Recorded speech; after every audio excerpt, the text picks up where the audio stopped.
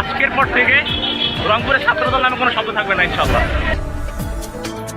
Big breaking, Rokeya বিশ্ববিদ্যালয়ে শিবিরের ধাওয়া খেয়ে ছাত্রদলের পলায়নের ভিডিও ভাইরাল।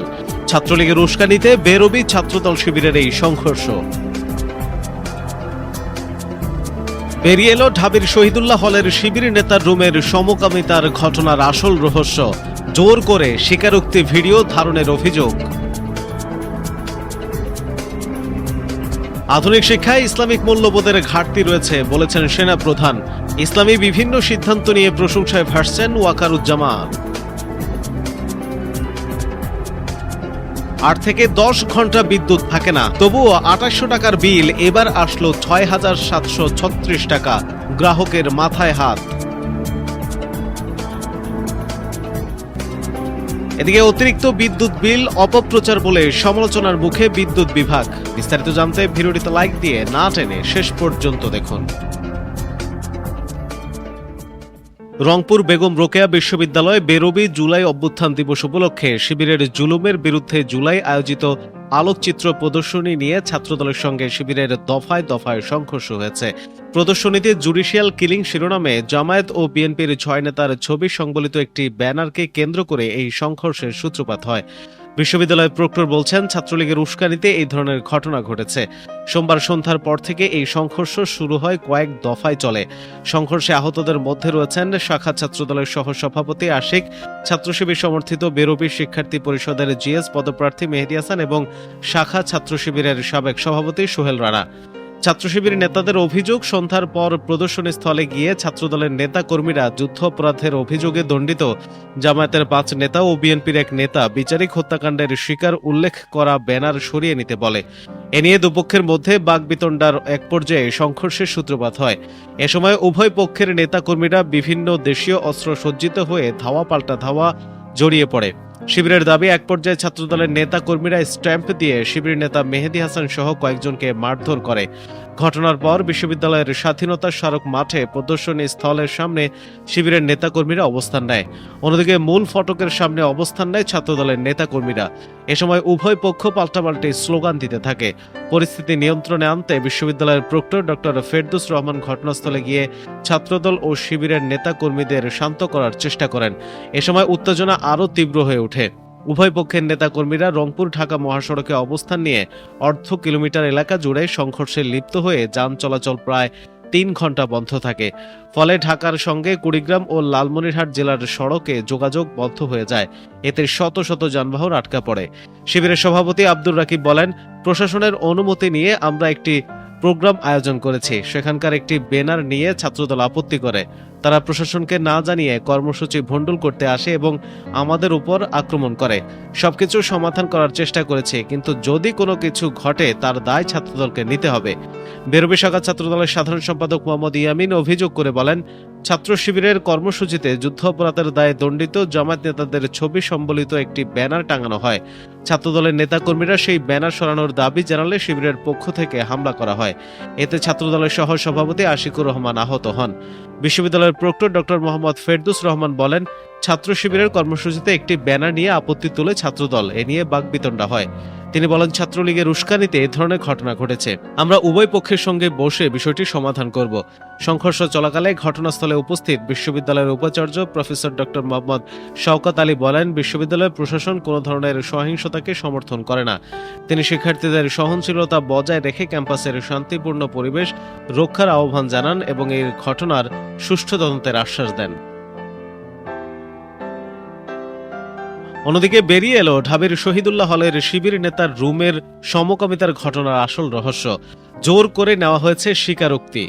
ঢাকা বিশ্ববিদ্যালয়ের শহীদুল্লাহ হল সংসদের এজিএস ও শিবির নেতা ইব্রাহিম খলিলের রুমে তার 2 অতিথি কওমি মাদ্রাসার 2 শিক্ষার্থীর বিরুদ্ধে সমকামিতার অভিযোগের পর এবার চাঞ্চল্যকর তথ্য দিলেন ওই 2 অভিযুক্ত।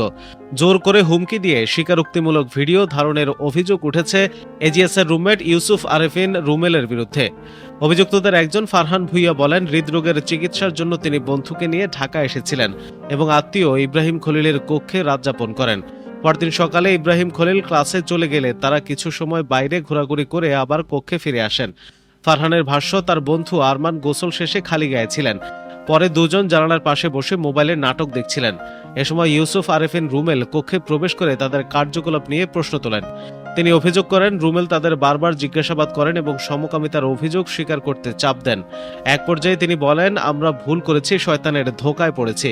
এ ধরনের কথা বলতে বলা হয়। ভয় ও চাপে তারা বলতে বাধ্য হন। ফারহানের দাবি, রুমেল প্রথমে ভিডিও ধারণের কথা অস্বীকার করলেও পরে তাদের দিয়ে বক্তব্য রেকর্ড করেন। তিনি আরো বলেন, রুমেল নিজেকে প্রভাবশালী পরিচয় দিয়ে তার নির্দেশনা অনুযায়ী কথা বলতে চাপ প্রয়োগ করেন। অন্য অতিথি আরমানও একই ধরনের অভিযোগ করেন। তার ভাষ্য, তারা মোবাইলের নাটক দেখছিলেন। রুমেল কক্ষে ঢুকে তাদের তিরস্কার করেন এবং পরে একটি ভিডিওতে ভুল স্বীকারের বক্তব্য দিতে বলেন। পরিস্থিতির চাপে তারা সেই বক্তব্য দেন। আরমান বলেন, ঘটনার সময় রুমেলের সঙ্গে অন্য কেউ ছিলেন না। খোঁজ নিয়ে জানা যায়, ভাইরাল ভিডিওটি সর্বপ্রথম অনয় চৌধুরী প্রকাশ করায় ভিডিওটি তার কাছে কিভাবে গেল, রুমেল বর্তমানে ছাত্রলীগের রাজনীতির সাথে জড়িত কিনা এ বিষয়ে শিক্ষার্থীদের মনে প্রশ্ন জেগেছে। অভিযোগের বিষয়ে জানতে চাইলে রুমেল বলেন, আমি যা বলার তদন্ত কমিটিকে বলেছি, ওনারা প্রকাশ করলে আপনারা জানতে পারবেন। রুমেল তদন্ত কমিটির কাছে কি বলেছে এ বিষয়ে জানতে চাইলে প্রভোস্ট অধ্যাপক মোহাম্মদ ডক্টর আমিরুল ইসলাম ভুইয়া বলেন, সে তার আংশিক বক্তব্য দিয়েছে, আরও হয়তো দেবে। এটা ইনভেস্টিগেশনের আন্ডারে আছে। আমি নিজেও তদন্ত কমিটির মেম্বার না, সুতরাং এটা ডিসক্লোজ করার কিছু নাই। ও তার বক্তব্য খানিকটা দিয়েছে, আবার দরকার হলে ডাকা হবে। তিনি আরো বলেন, তদন্ত কমিটি এখনো তাদের বহিরাগত দুইজনের সঙ্গে কথা বলতে পারেনি। তদন্ত কমিটি তাদের সঙ্গে কথা বলবে। বিষয়টি এখনো ইনভেস্টিগেশনের মধ্যে আছে, পুরোপুরি কিছুই বলা যাবে না। এদিকে আধুনিক শিক্ষায় ইসলামিক মূল্যবোধের ঘাটতি রয়েছে বলে মন্তব্য করেছেন সেনাপ্রধান। সম্প্রতিকালে ইসলামিক বিভিন্ন অনুশাসনের পদক্ষেপ নিয়ে প্রশংসায় ভাসছেন ওয়াকারুজ্জামান। আধুনিক শিক্ষা ও ইসলামিক শিক্ষার সমন্বয় ছাড়া ভবিষ্যতে একটি নৈতিক, দক্ষ ও সুস্থ জাতি গঠন সম্ভব নয় বলে মন্তব্য করেছেন সেনাবাহিনীর প্রধান জেনারেল ওয়াকারুজ্জামান। সোমবার সকালে রাজধানীর জলশিরি আবাসিক প্রকল্পে আর্মি ইন্টারন্যাশনাল ইসলামিক ইনস্টিটিউটের উদ্বোধন অনুষ্ঠানে তিনি এই কথা বলেন। সেনাপ্রধান বলেন, আজ যদি আমরা শিক্ষা ব্যবস্থাকে ঠিক করতে পারি, তাহলে ৩০ বছর পর একটি সুষ্ঠু ও আদর্শ জাতি পাব। বর্তমানে আধুনিক শিক্ষায় ইসলামিক মূল্যবোধের ঘাটতি রয়েছে। আবার ইসলামিক শিক্ষায় আধুনিক জ্ঞান ও দক্ষতার অভাব দেখা যায়। ফলে ইসলামিক শিক্ষায় বেড়ে ওঠা অনেকের সমাজে ভূমিকা সীমিত হয়ে যায়। এ কারণে আধুনিক ও ইসলামিক শিক্ষার সমন্বয় অত্যন্ত গুরুত্বপূর্ণ। তিনি বলেন, নতুন এই শিক্ষা প্রতিষ্ঠানের মূল লক্ষ্য হল ইসলামিক মূল্যবোধ এবং আধুনিক শিক্ষার সমন্বয়ে একটি শিক্ষা ব্যবস্থা গড়ে তোলা, যা ভবিষ্যতে নৈতিক ও সুশৃঙ্খল জাতি গঠনে ভূমিকা রাখবে।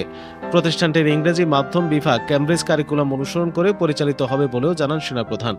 জেনারেল ওয়াকারুজ্জামান বলেন, বাংলাদেশ সেনাবাহিনী প্রতিষ্ঠা লগ্ন থেকেই মানসম্মত শিক্ষা প্রতিষ্ঠান পরিচালনার মাধ্যমে দেশের শিক্ষা ব্যবস্থার উন্নয়ন ও মানব সম্পদ গঠনের গুরুত্বপূর্ণ অবদান রেখে আসছে।